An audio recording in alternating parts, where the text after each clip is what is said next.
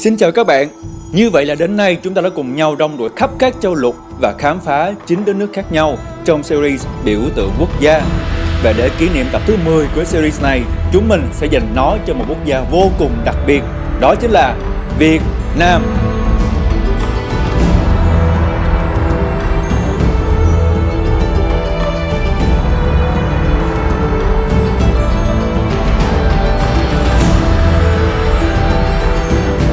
Đất nước Việt Nam của chúng ta nằm tại khu vực Đông Nam Á, liền kề với hai nền văn minh vĩ đại của thế giới là Ấn Độ và Trung Hoa.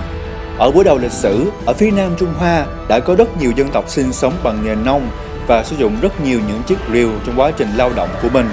Cái rìu trong ngôn ngữ cổ gọi là Việt, nên những dân tộc này được gọi chung là nhóm Bắc Việt.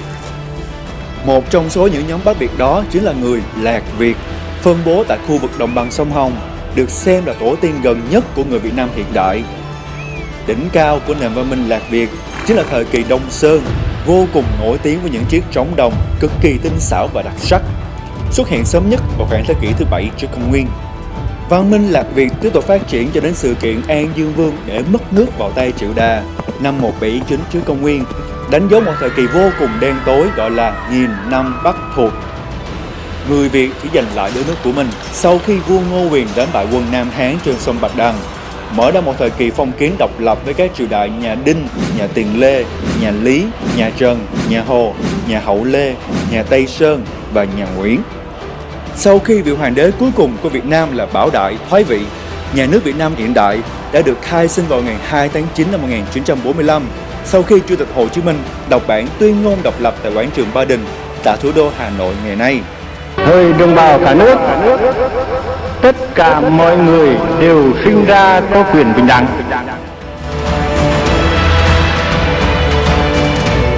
Lá quốc kỳ và quốc huy của Việt Nam nhìn chung thể hiện ý thức hệ theo chủ nghĩa xã hội của đất nước hiện nay. Tuy nhiên, nếu được hỏi biểu tượng tiêu biểu nhất của Việt Nam là gì, bạn sẽ trả lời như thế nào? Có lẽ câu hỏi này sẽ gây ra nhiều tranh cãi và mỗi người sẽ có một câu trả lời cho riêng mình. Nhưng nếu đã là một người Việt Nam thì chắc chắn chúng ta sẽ biết đến huyền thoại Hồng Bàng, hay còn được biết đến là huyền thoại Con Rồng Cháu Tiên, được xem là huyền thoại lập quốc, giải thích về nguồn gốc của người Việt, và ta có thể tìm thấy những biểu tượng đặc sắc nhất của người Việt Nam trong chính câu chuyện này. Theo sách Lĩnh Nam Chích Quái, thì thuở ấy có chàng Lạc Long Quân là con trai trưởng của vua Kinh Dương Vương và con gái Long Vương dưới Hồ Động Đình. Chàng thuộc dòng giống loài rồng, sống dưới thủy phủ, có sức khỏe và võ nghệ phi thường, thường cùng thanh kiếm thuận thiên của mình bôn ba khắp nơi để tiêu diệt các loài yêu quái như ngư tinh, hồ tinh, mộc tinh, trừ hại cho dân lành. Chàng còn dạy dân cách trồng lúa, thổi cơm ăn, làm nhà sàn để ở và ổn định cuộc sống. Do đó, người Việt xem Lạc Long Quân là cha của mình. Một hôm, chàng gặp một nàng tiên từ phương Bắc đến là nàng Âu Cơ. Hai người đem lòng yêu mến nhau, ở với nhau được ít lâu thì nàng hạ sinh một cái bọc có 100 cái trứng. Mỗi trứng là nở ra một người con trai chí dũng song toàn. Nhưng Long Quân vốn là loài rồng, không thể ở trên cạn lâu dài, nên hai người đành phải chia đôi. 50 người con theo cha xuống biển sinh sống, 50 người còn lại thì theo mẹ lên vùng rừng núi lập nghiệp. Người con trưởng bên dòng Âu Cơ được tôn là Hùng Vương, được xem là vị vua đầu tiên của người Việt.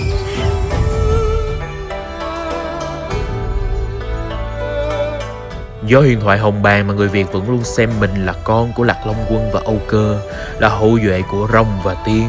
Trong đó rồng là biểu tượng có nguyên mẫu, là các loài bò sát như rắn và cá sấu.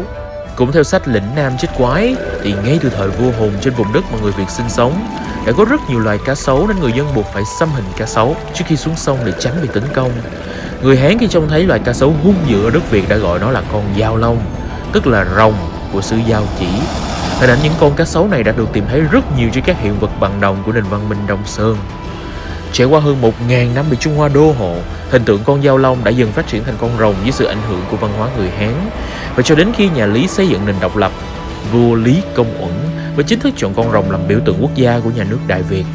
Và để cố gắng khẳng định sự độc lập về văn hóa, vua Lý Thái Tổ đã tìm cách thoát ly khỏi sự ảnh hưởng của văn hóa Trung Hoa, khiến cho hình tượng rồng thời Lý có những nét đặc trưng rất giống loài rắn Naga của văn hóa Ấn Độ.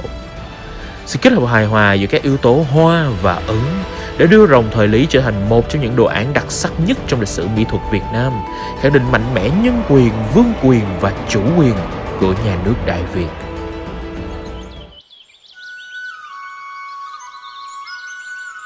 Trong khi đó, nhiều nhà nghiên cứu đã chỉ ra rằng hình tượng tiên Âu Cơ chính là được nhân hóa từ loài chim, đặc biệt là các loài chim nước gắn bó với đời sống nông nghiệp của những người Lạc Việt như cò, diệp, sếu. Bằng chứng cho giả thuyết này là Âu Cơ đã đẻ trứng và chữ Hồng trong hồng bàng chính là được ghép từ chữ Giang, nghĩa là sông, và chữ Điểu, nghĩa là chim. Trong số các loài chim nước gắn bó với người Việt thì cò là loài phổ biến nhất, phân bố trải dài từ Bắc xuống Nam. Ở đâu có ruộng lúa là ở đó có cò. Đến nỗi chúng đã đi vào những câu ca dao, dân ca bất hủ của những người nông dân Việt. Con cò bay lả bay la, bay từ cửa phủ bay ra cánh đồng. Đặc biệt, trên hầu hết các mặt trống đồng đều có một hình tượng chim bay rất đặc sắc gọi là chim lạc. Có những đặc điểm như là mỏ dài, chân dài, cánh dài và cổ dài y như loài cò. Có nghĩa là vào thuở bình minh của lịch sử dân tộc, người Lạc Việt đã sống thân thiết với con cò trong lúc cày cấy và đã ghi lại hình ảnh của chúng trên các trống đồng của mình. Hình tượng chim lạc đã trở thành một biểu tượng đặc sắc, đại diện cho cả một thời kỳ dựng nước của các vua hùng, của tinh thần và văn hóa thuần Việt khi chưa hề bị ảnh hưởng bởi văn hóa Hán. Có thể nói, với tư duy cặp đôi âm dương của người dân sống dựa vào nghề nông trồng lúa nước, biểu tượng tiêu biểu nhất của Việt Nam chính là xuất phát từ huyền thoại con rồng cháu tiên, với hình tượng rồng và tiên bắt nguồn từ nguyên mẫu là loài cá sấu và loài chim nước gắn liền với người Việt từ thời thượng cổ. Ok, chúng mình hy vọng bạn đã học được một điều mới trong ngày hôm nay và sẽ có cảm hứng để học một điều mới nữa trong ngày mai. Bạn thích nhất điều gì về tập này? Hãy cho tụi mình biết dưới phần comment và tiếp tục ủng hộ tụi mình bằng cách nhấn vào ba nút bấm này nha. Mình là Sang, Tường và Dương, rất cảm ơn sự theo dõi của các bạn. Xin chào và hẹn gặp lại.